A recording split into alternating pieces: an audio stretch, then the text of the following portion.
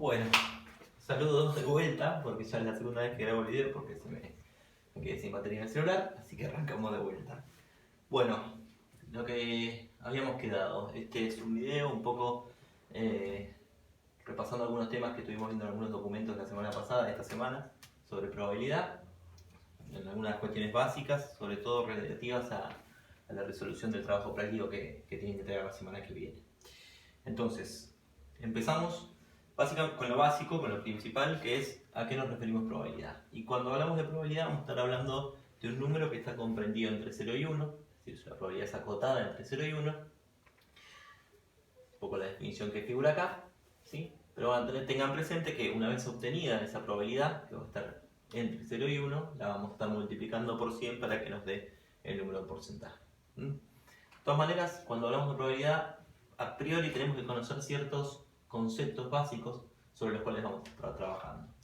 Uno de los primeros conceptos que tenemos que tener presente es el de experimento aleatorio. ¿Y a qué nos referimos con experimento aleatorio? Bueno, los ejemplos típicos de la bibliografía y de los videos que pueden encontrar en internet, etc., son el lanzamiento de un dado, por ejemplo, sacar una bola de una urna donde hay distintas bolas de colores, lanzamiento de una moneda. Son los casos más típicos, la ruleta que estábamos hablando el otro día, son los casos más típicos de experimento aleatorio. Donde su característica principal es que yo no conozco el resultado que voy a obtener a partir del experimento, lo que sí conozco es el mecanismo con el que se lleva a cabo. El ejemplo de la moneda es bastante simple, es decir, el experimento aleatorio es el lanzamiento de la moneda, ¿sí? El resultado a priori que va a caer de la moneda yo no lo conozco, pero sé cuál es el mecanismo que estoy utilizando, ¿sí? Y cuáles son los posibles resultados. De alguna manera, conocer los posibles resultados del experimento aleatorio lo que me va a estar dando es la posibilidad de definir lo que es un espacio muestral. Lo mismo, cuando hablamos de la bibliografía, cuando hablamos de los videos que pueden estar encontrando en internet, el espacio muestral muchas veces lo reflejan lo definen con esta letra omega, o mismo con una letra S, es lo mismo, refiere a la misma cuestión. ¿Sí? Entonces decíamos, conocer el experimento aleatorio me va a estar dando la posibilidad de definir el espacio muestral, porque el espacio muestral no es más que todos los resultados posibles de un determinado experimento aleatorio. Es decir, en el ejemplo de un dado, por ejemplo, lanzar un dado al aire, ¿cuáles son los posibles resultados que puede dar ese experimento? El 1, el 2, el 3, el 4, el 5 y el 6. ¿Sí? Un poco es lo que dice acá. Cuando yo defino el espacio muestral entonces del lanzamiento de un dado, sé que todos los casos posibles, todos los resultados posibles al realizar ese experimento van a estar entre el 1 y el 6. Yo lanzo y caigo en 1, yo lanzo y caigo en 2, un 3, un 4, un 5 y un 6. Lo mismo cuando hago el lanzamiento de una moneda. Yo voy a estar definiendo mi espacio muestral a partir de ese experimento, ¿sí? Como la posibilidad de que caiga cara o que caiga seca. No tengo más posibilidades. Si yo lanzo una moneda al aire, bueno, sí que caiga parada, pero no va a ser el caso.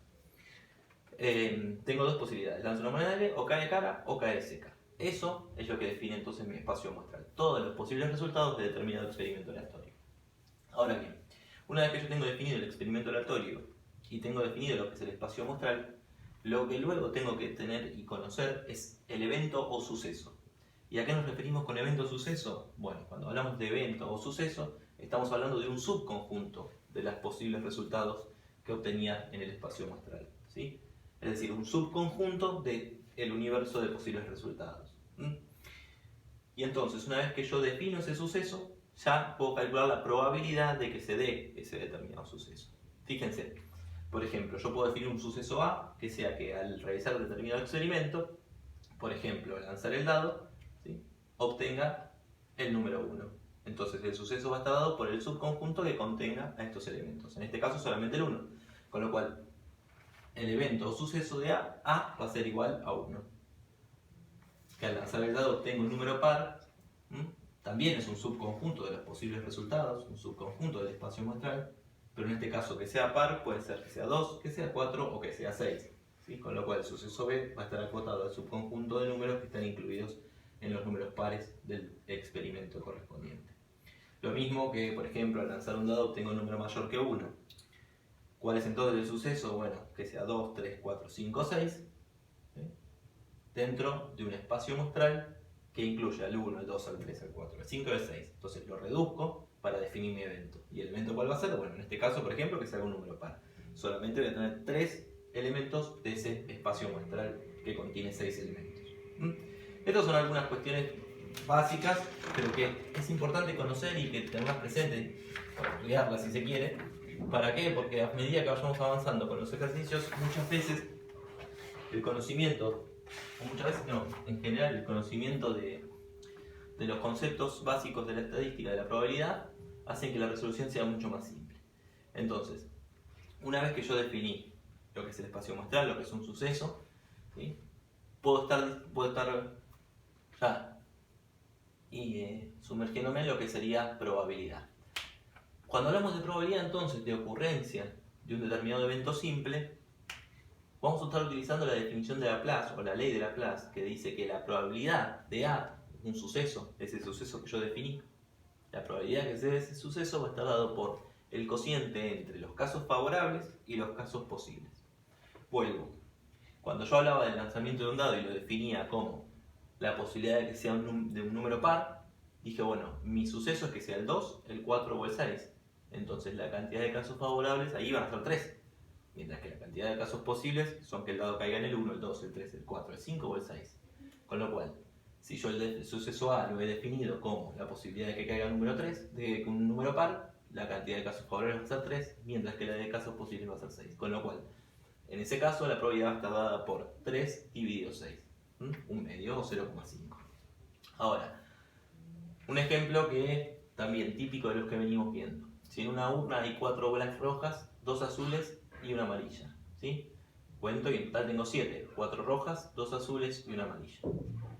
Fijémonos, ¿cuál es la probabilidad de sacar una bola roja? Bueno, entonces, el suceso A definido como la bola roja, ¿cuál es la probabilidad de que se dé ese suceso A? Que yo al retirar una bola de la urna saque una roja, va a ser mis casos favorables, ¿sí? Un total de 4 bolas rojas que hay dentro de la urna, esos son los casos favorables, sobre un total de casos posibles, que van a ser todas las bolas que están contenidas dentro de la urna. En este caso son 7, con lo cual la probabilidad de que se dé el suceso A de sacar una bola roja va a ser 4 séptimos, ¿sí? Procedo a dividir, corroboro que el número de la probabilidad esté entre 0 y 1, como es este caso, y luego multiplico por 100 para expresarlo en porcentaje. En este caso el 57,1%. Otra de las definiciones que estuvimos viendo en los documentos que estuve mandando era la probabilidad de que sea un evento imposible, ¿sí? La probabilidad de que sea un evento imposible, que sería, por ejemplo, si yo definiera el suceso como la posibilidad de sacar una bola negra de esta urna donde tengo bolas rojas, azules y amarillas, ¿sí? La probabilidad de sacar una bola negra es un suceso imposible porque no hay bolas negras, evidentemente, con lo cual la probabilidad de que se dé un suceso imposible siempre, el evento imposible siempre es igual a 0. Fíjense algo acá que empezamos a ver, pero que ahora en un par de cartulinas más vamos a estar profundizando, que dice la probabilidad de sacar una bola roja o azul. Y puse esto acá no por casualidad, sino porque quiero que empecemos a observar esta parte de los conectores.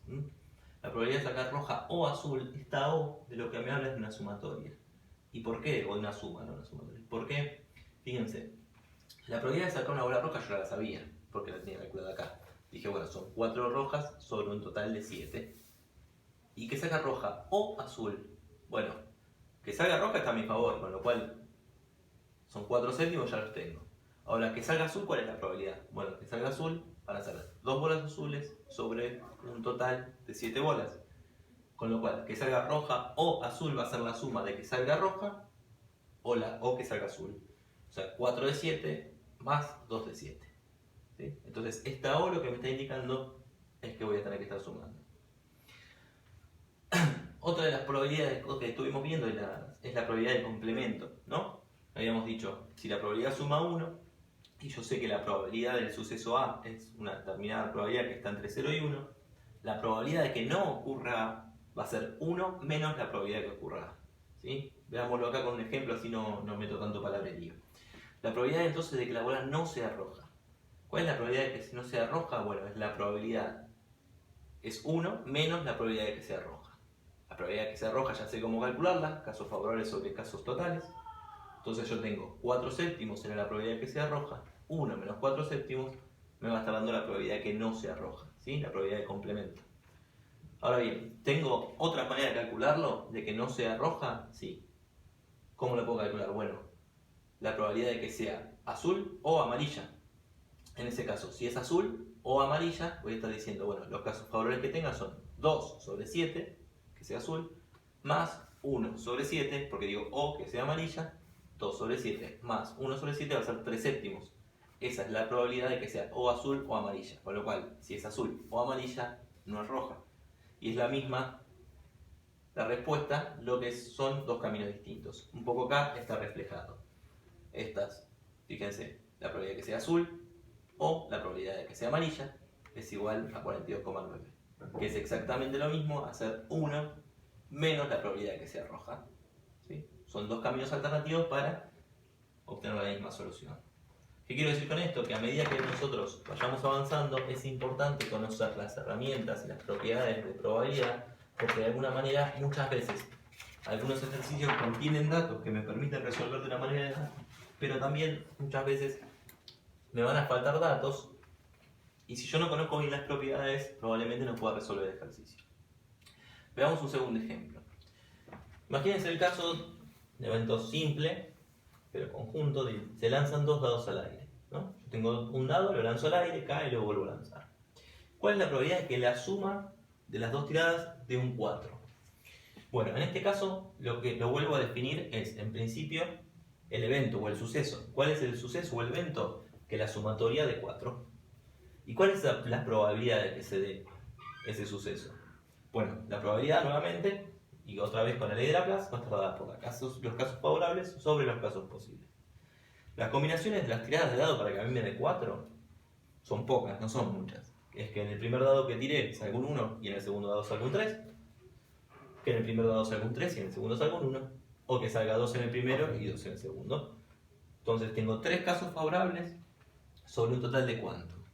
Bueno, cada vez que yo tengo el dado, que yo tiro el dado, entonces tengo 6 posibilidades. Eso habíamos quedado en los primeros ejemplos que habíamos visto. Ahora, ¿cuáles son todas las combinaciones posibles que me puede dar dos tiradas de dado? Bueno, va a ser que salga 1 en la primera y 1 en la segunda. 1 en la primera y 2 en la segunda. 1 y 3, 1 y 4, 1 y 5, 1 y 6. Es decir, que por cada uno yo voy a tener 6. Por el 1 tengo 6 posibilidades con el segundo.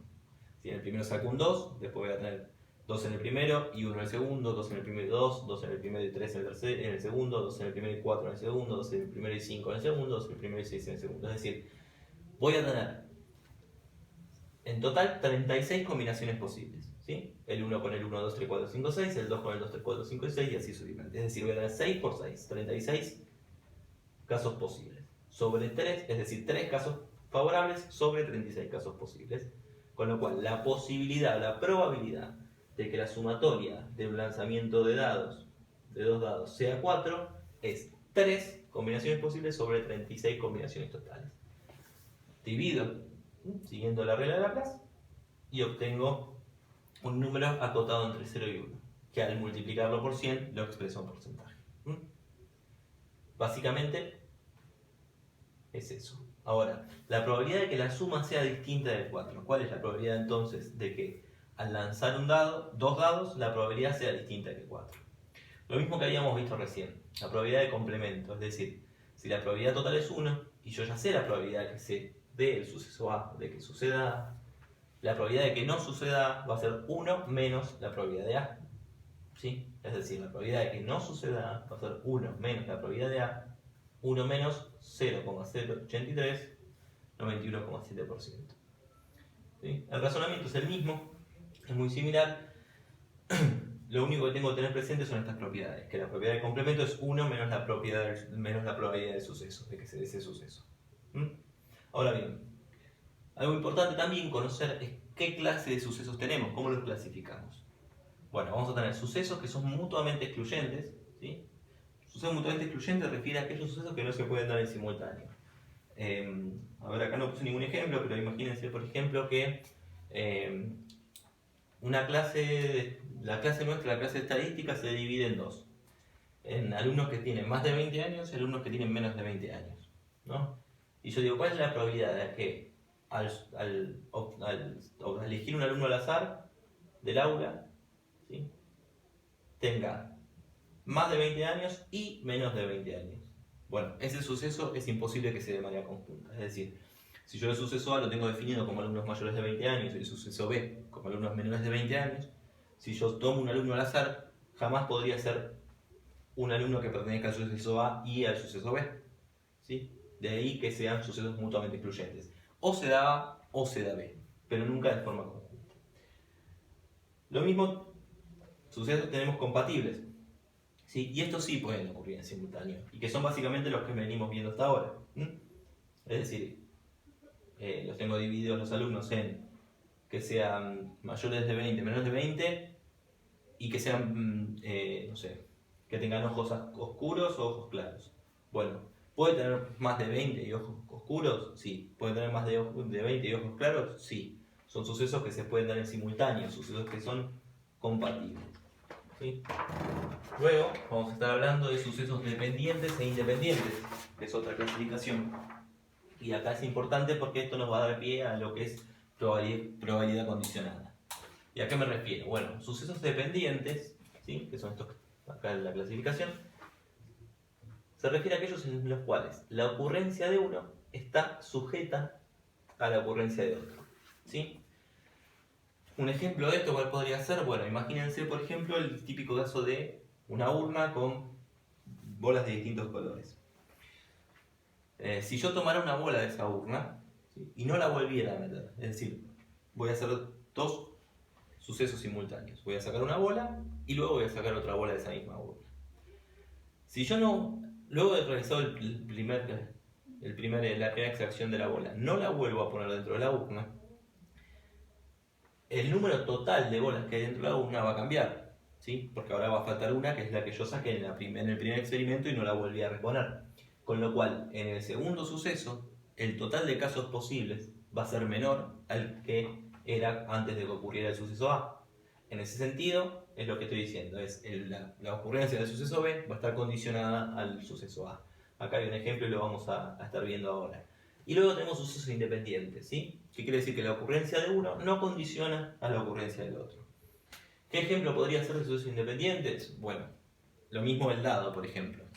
Si yo el dado defino un suceso como el número 3, que el experimento es lanzar un dado, el suceso es que salga un número 3 y quiero ver la probabilidad de que salga un número 3. Bueno, va a ser la probabilidad de que salga un número 3 es una probabilidad sobre 6 casos posibles, es un sexto. Ahora bien, si yo repito ese experimento y digo, bueno, y ahora el suceso B es que salga un número 2, ¿cuál es la probabilidad de que salga un número 2 en la segunda tirada? Vuelve a ser un sexto. ¿Por qué? Porque el suceso A y la ocurrencia del suceso A no implica ningún tipo de condición al suceso B. Es decir, sigue habiendo la misma cantidad de opciones en el dado, los números que van del 1 al 6, ¿sí? Y la probabilidad de ocurrencia del suceso B es la misma que si no hubiese ocurrido A. Por eso decimos que son sucesos independientes. Entonces, en el caso de sucesos dependientes, imagínense lo que les decía, retirar bolas de una urna sin reposición. Esto sin reposición lo van a ver en muchísimos ejercicios, ¿sí? Y es lo que les da la premisa de que un evento está condicionado a otro. Es decir, si yo no repongo la cantidad de bolas que había dentro de la urna, estoy alterando la cantidad total de bolas para realizar el segundo experimento y por tanto estoy condicionando ese segundo experimento. Entonces, si yo tengo 4 bolas rojas, 3 azules y 2 verdes dentro de una urna, tengo 4 más 3 son 7, más 2 son 9, ¿sí? Me dice, el suceso A es retirar una bola roja. ¿Cuál es la probabilidad de retirar una bola roja? Bueno, si tenía 4 rojas sobre un total de 9, la probabilidad del suceso A es 4 novenos. Ahora bien, la roja la saqué, me la guardo en un bolsillo. La urna ahora, en vez de contener 9 bolas, contiene 8 bolas, ¿sí? Porque las rojas pasaron a ser 3. Entonces voy a tener 3 rojas, 3 azules y 2 verdes. Ahora tengo 8 bolas en total. Las azules siguen siendo la misma cantidad, ¿sí? Pero lo que alteré es la cantidad total. Con lo cual, mis casos favorables de que en la segunda tirada saque un azul, evidentemente son los mismos, son esos 3, pero la cantidad de casos totales cambió y son 8.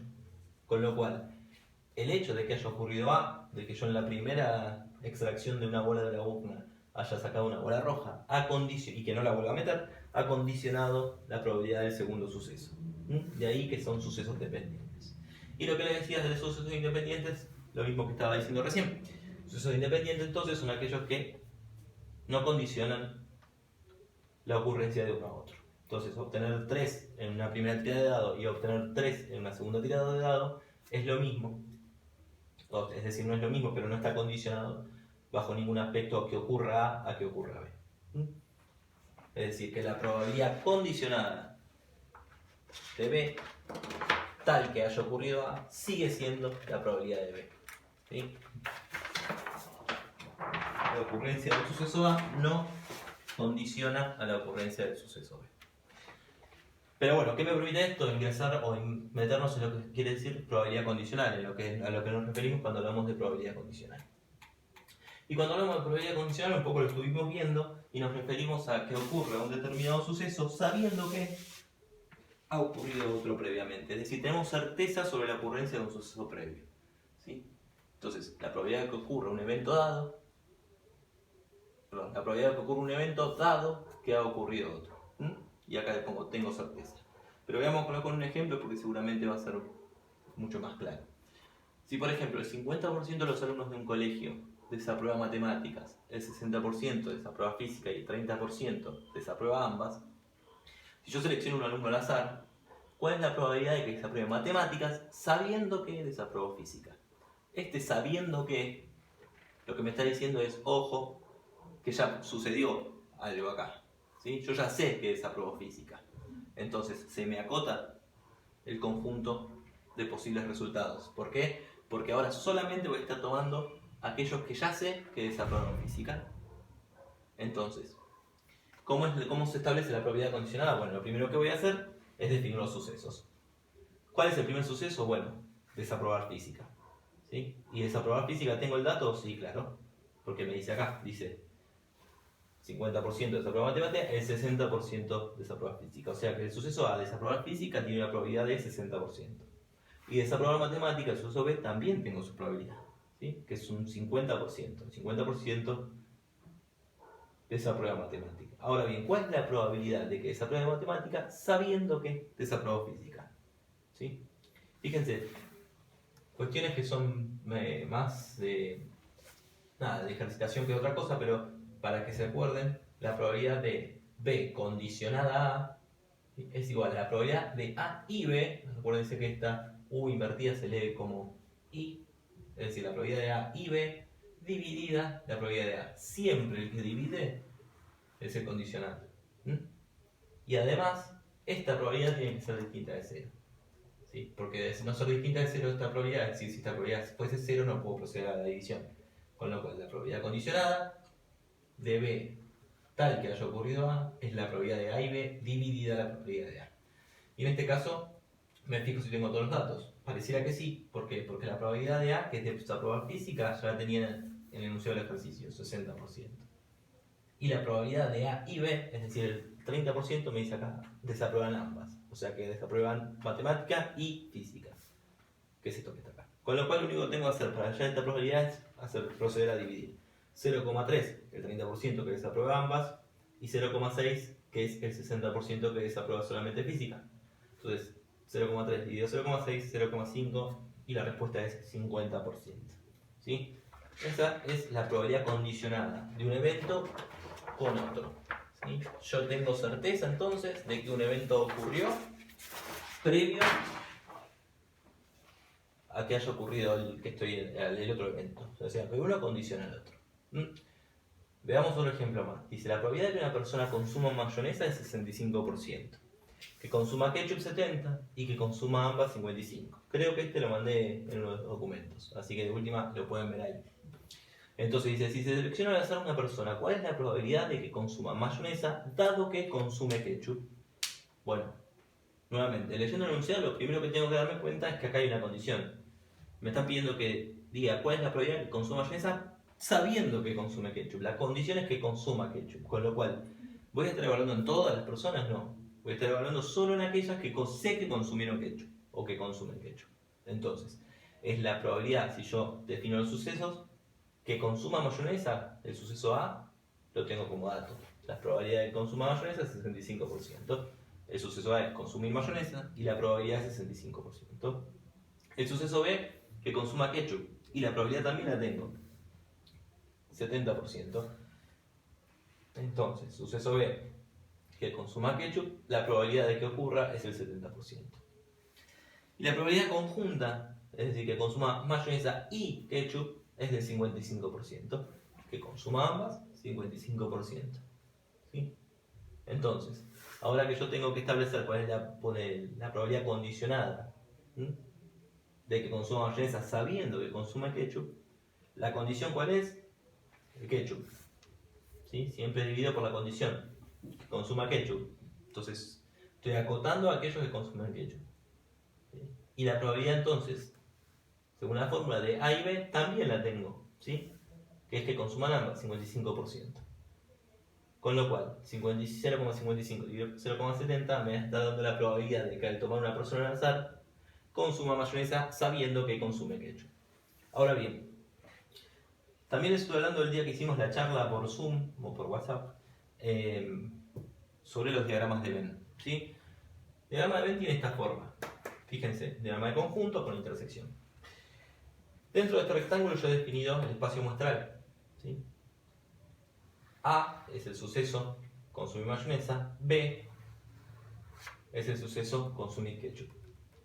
La intersección de ambos es donde se da A y B. Lo que estoy haciendo con esto es graficarlo para que se hagan una idea de cómo se van representando las probabilidades. La intersección de A y B me dice que es el 55%. ¿Sí? Es decir, si yo eliminara esto y eliminara esto, si solamente dejara la intersección de ambos conjuntos, aquí se conforma el 55% de la gente. Ahora bien, otro dato que me dice es, mirá, si vos contemplás solamente a los que consumen ketchup, tenés un 70%. Con lo cual, si yo sé que en esta porción está el 55, todo esto va a tener que ser el 15, ¿no? Porque es 55 más el 15, me dan todas las posibilidades del subconjunto del suceso B. Lo mismo si hago al revés. Si yo anulo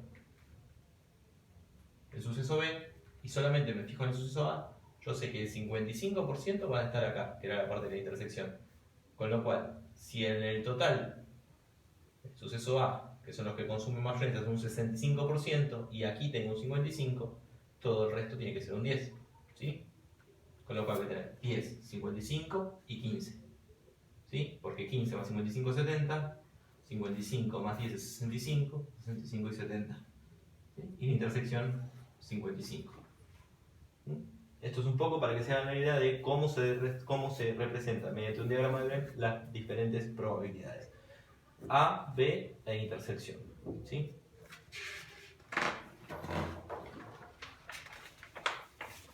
Ahora bien, vamos a pasar ahora a ver lo que sería la regla de la suma. La regla de la suma, si se fijan, siempre que estoy hablando de suma, voy a tener este signo de unión, una herradura invertida, llámenle como quieren, ¿sí? Esto se lee como O, a diferencia de esto, que esto lo había copiado en el anterior video que se me borró, que se lee como I, ¿sí? Esto es O. Con lo cual la regla de la suma me dice que la probabilidad que se dé el suceso A o B es igual a la probabilidad de que se dé el suceso A más la probabilidad de que se dé el suceso B menos la probabilidad de que se den en simultáneo. ¿Sí?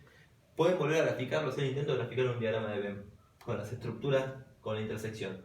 ¿Sí? Lo que deberían hacer ahí es, se quita la parte del medio, la parte de la intersección, ¿sí? Y la probabilidad de A o B, que se dé el suceso A o B, va a ser todo lo que esté por fuera de la intersección. Fíjense en este ejercicio, el 65%, volvemos al tema de los aderezos, el 65% de las personas consume mayonesa, el 70% consume ketchup y el 80% mayonesa o ketchup.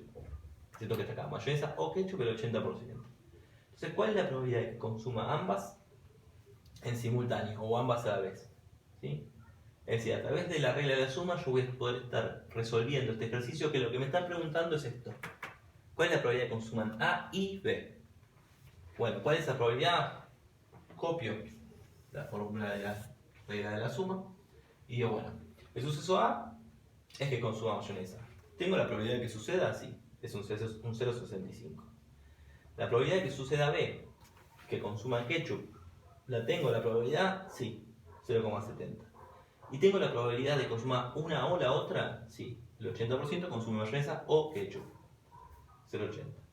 Bueno, si reemplazo, ¿sí?, en la fórmula de la regla de la suma, lo que tengo es la probabilidad de una a la otra, 0,8. La probabilidad de que consuma mayonesa, 0,65. La probabilidad de que consuma ketchup, 0,70. Y la probabilidad de que consuma ambos a la vez, mayonesa y ketchup es mi incógnita, pasa a ser mi incógnita, ¿sí? Es lo que me están preguntando en el ejercicio.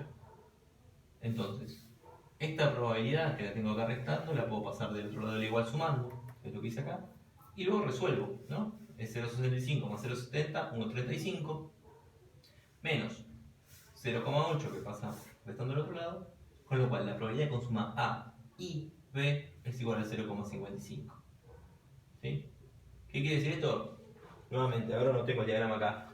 Representen el diagrama de Venn y fíjense, la intersección ¿cuánto daba? Bueno, daba 55. Es esto que está acá. Con lo cual, el diagrama de Venn y el conocimiento de las fórmulas les van a ayudar a representar gráficamente primero cuál es la probabilidad que me están pidiendo, ¿sí? Y luego poder, nada, completar la fórmula, que es la parte más fácil, pero lo que me interesa es que puedan racionalizar, que puedan entender qué es lo que están haciendo cada vez que aplican este tipo de fórmulas. Lo mismo tenemos para la multiplicación, ¿sí?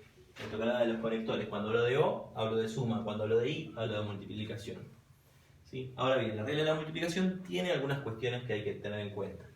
¿Y cuáles son esas cuestiones? Bueno, ¿qué tipo de eventos son los que estamos analizando? ¿Por qué? Porque vamos a tener, según vimos, eventos dependientes e independientes. Cuando dos eventos son dependientes, la probabilidad de que se den de forma conjunta A y B va a ser la probabilidad de que se dé A por la probabilidad de que se dé B tal que o sabiendo que ha ocurrido A. ¿Sí? Que es lo mismo, exactamente lo mismo, depende del dato con el que esté trabajando, pero que es la probabilidad de B por la probabilidad de A sabiendo que ocurrió B.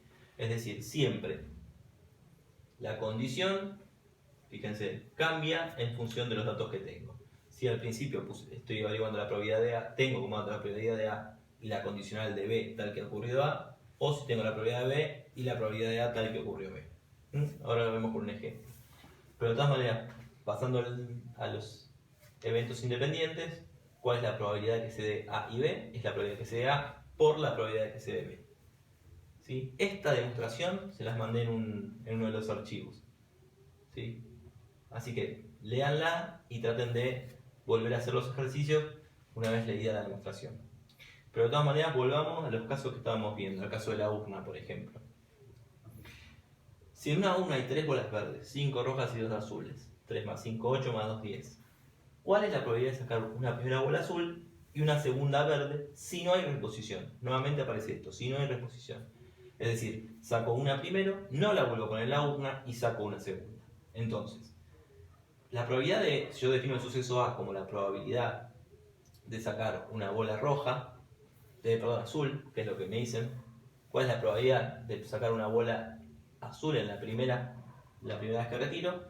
Esa probabilidad es la más simple, es la probabilidad de A, definida A como la probabilidad entonces de sacar una bola azul. ¿Cuántas bolas azules tengo? Tengo 2 bolas azules. ¿Sobre un total de cuántas? Sobre un total de 10. Con la cual la probabilidad de A, que es sacar una bola azul, va a ser 2 casos favorables sobre 10, que es el total de casos posibles. ¿Sí? Que es un quinto. Ahora bien, ¿cuál es la probabilidad que me falta ahora? Bueno, la condicionada de B, es decir, sacar una bola verde, que es lo segundo que me están diciendo, sabiendo que en la primera vez saqué un azul. Ahora, entonces, yo ya sé que la primera vez saqué un azul y me la guardé en el bolsillo. Antes había 10. ¿Cuántas bolas quedan ahora? Bueno, dentro de la urna necesariamente van a quedar 9 bolas. ¿Qué bolas van a quedar? Bueno, del total que había, van a quedar 3 verdes, que son las que dejé adentro ahora, 5 rojas y ahora una sola azul, porque la otra azul la tengo en el bolsillo. Con lo cual, los casos favorables van a ser verdes, que son 3, siguen siendo 3, pero cambió la cantidad de casos totales. ¿Cuánto es la cantidad de casos totales ahora? 9. ¿Sí? Con lo cual, la probabilidad condicionada de que saque una verde sabiendo que la primera fue azul, ahora es diferente, ya que el denominador, ¿sí?, cambió porque le falta una bola. La cantidad de casos favorables en este caso sigue siendo la misma, lo que cambió es la cantidad de casos posibles. Con lo cual, lo único que tengo que hacer una vez que obtuve los dos datos es, nada, multiplicarlos, aplicarlos en la fórmula. Entonces la probabilidad conjunta de A y B va a ser la probabilidad de sacar azul en la primera y la probabilidad de sacar verde en la segunda sabiendo que la primera fue azul. ¿Sí? Procedo a multiplicar y resuelvo. Ahora bien, imagínense que esto tuviera reposición, es decir, que yo devuelvo la bola adentro. En ese caso, nos pasamos a sucesos que son independientes. Yo saco una primera bola, ¿cuál es la probabilidad entonces de que en la primera sacada saque azul? La misma, ¿sí? Voy a dar 2 azules sobre un total de 10. Pero la diferencia es que ahora vuelvo a meter la bola azul dentro de la urna, y digo, ¿ahora cuál es la probabilidad de que saque verde? Bueno, si los sucesos son independientes, ahora que saque verde, ¿sí? Va a ser 3, que son las bolas verdes, pero sobre un total de 10, porque repuse el azul que tenía, ¿sí? Entonces va a ser la probabilidad de azul sobre el total, que es decir, 2 décimos o un quinto, por 3 décimos, ¿sí? ¿Por qué? Porque los sucesos pasaron a ser independientes a partir de que yo estoy reponiendo la bola que saqué en el primer experimento. Dicho esto, otra de las cuestiones que estábamos repasando es lo que se refiere a diagrama de árbol. Particularmente lo que refiere a diagrama de árbol, también lo estuvimos charlando un poco en la clase que hicimos o en la charla que tuvimos.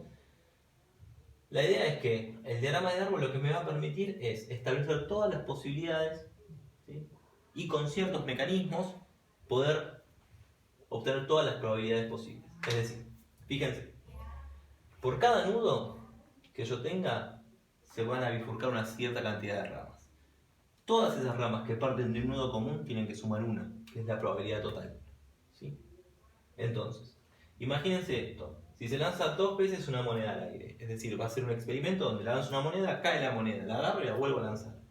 Y sobre eso tenemos que establecer el diagrama de árbol. ¿Cómo lo establecemos? Bueno, hago un circulito de donde el nudo, donde va a partir las primeras 2 ramas, y digo, bueno, tiro la moneda al aire. Primer experimento. ¿Qué posibilidades tengo? Tengo 2. Que caiga cara o que caiga seca, ¿sí? ¿Y cuál es la probabilidad de cada una de las dos? Bueno, o cae cara, una de 2, o cae seca, una de 2. ¿Sí? Un medio más un medio es 1. Ahora bien, el experimento consiste en volver a lanzarlo. Y en ese segundo lanzamiento, ¿qué posibilidad tengo? Bueno, si en el primero salió cara, cuando vuelvo a tirar tengo nuevamente 2 posibilidades. Que vuelva a salir cara, o que ahora cambie y salga seca, ¿no? Entonces, nuevamente tengo una de 2 posibilidades que salga cara y una de 2 posibilidades que salga seca en el segundo tirada. Lo mismo para el otro caso, para la otra rama. Si salió seca, yo tiro nuevamente la moneda y ahora puede o salir cara o salir seca. Tengo una de 2 posibilidades que salga cara y una de 2 posibilidades que salga seca. Si se fijan, cada una de las ramas que parte de un mismo nudo suman en total 1, que es el correspondiente a la probabilidad total. Y entonces, considerando eso, tenemos que tener en cuenta ahora que al movernos en este sentido, horizontal, de izquierda a derecha, lo que hacemos es multiplicar. Y cuando nos movemos en sentido vertical, lo que hacemos es sumar, ¿sí? Un poco lo que decíamos antes de I y O. Esos conectores también van a estar presentes acá. Ahora con un ejemplo se va a ver bastante más claro. Pues con este ejemplo. Entonces, fíjense, si lanzo la moneda 2 veces al aire, me dice, ¿cuál es la probabilidad de obtener cara en ambos lanzamientos? Bueno, la probabilidad de obtener cara en ambos lanzamientos es que salga cara en la primera y que salga cara en la segunda. Fíjense la importancia del I. Que salga cara en la primera y que salga cara en la segunda.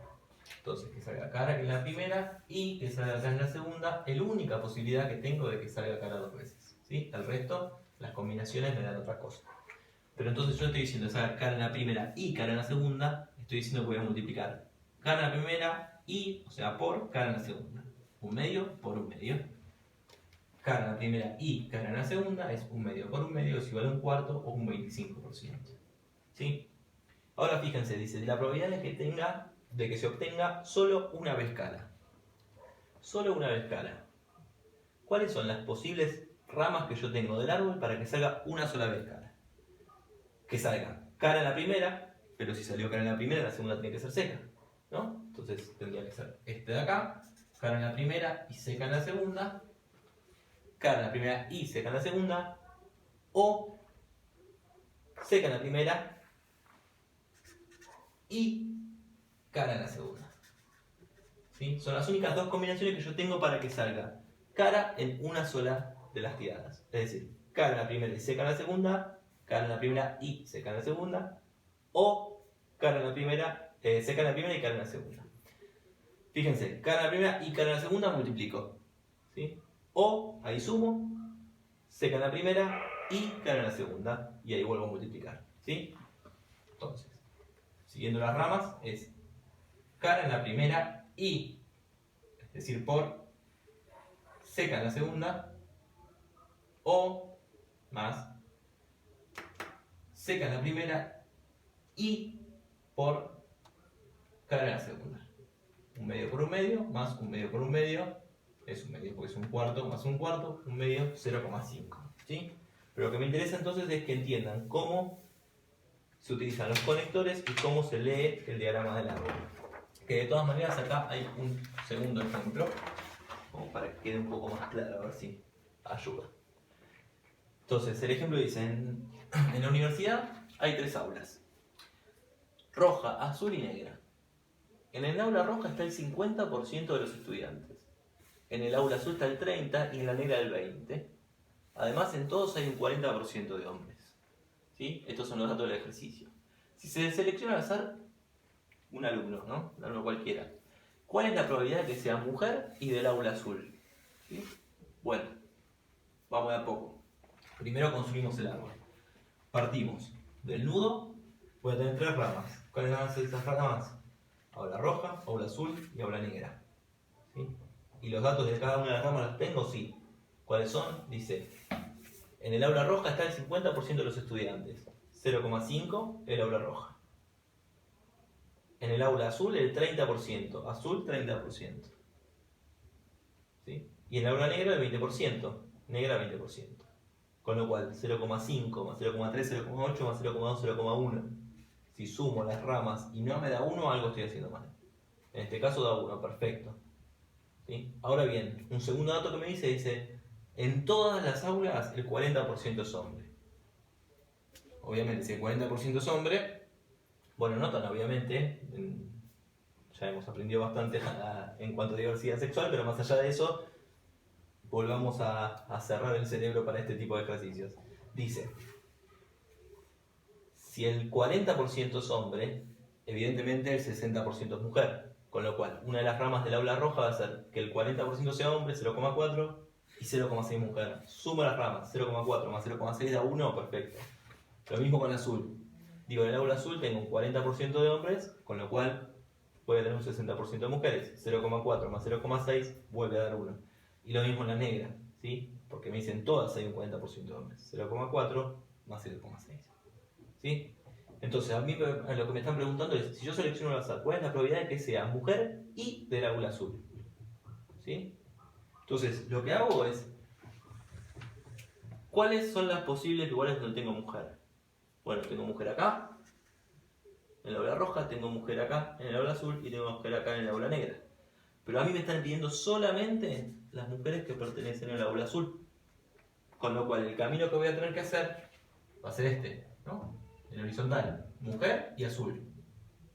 ¿Sí? O sea, que me están diciendo es multiplicar 0,3, que es la probabilidad que esté en azul, y además que sea mujer. Y además que sea mujer, es decir, 0,3 por mujer, azul por mujer, 0,3 por 0,6. 0,3 por 0,6, que es 0,18, es decir, el 18%. Acá no está, pero yo podría preguntarles, bueno, ¿cuál es la probabilidad que sea mujer y del aula azul o mujer y del aula roja? ¿Sí? O que sea mujer y pertenezca al aula azul o a la roja. Bueno, cada vez que decíamos o, entonces en ese caso tendría que haber mujer y roja o mujer y azul. Sería mujer y roja, 0,6 por 0,5 más 0,6 por 0,3. ¿Sí? Esa es la estructura que tienen que tener presente en relación al diagrama del árbol. ¿Sí? Bueno, como repaso, hasta acá vamos a llegar. Lo que queda pendiente acá es el teorema de Bayes, que de todas maneras yo subí un documento, con lo cual entiendo lo que les decía antes, entiendo que no van a tener problema para resolver, porque los ejercicios de trabajo práctico son pocos los que incluyen el teorema de Bayes. Aún así, cualquier cosa me preguntan, ya saben, mandan un mensaje, un mail, lo que quieran, y no mucho más. Bueno, practiquen y cualquier cosa nos mantenemos en contacto para poder ir resolviendo. Lean las propiedades, sobre todo traten de hacer algunos ejercicios que tengan en internet o me piden más ejercicios, yo te los mando, no tengo ningún problema. Saludo para todos y nos vemos en la próxima.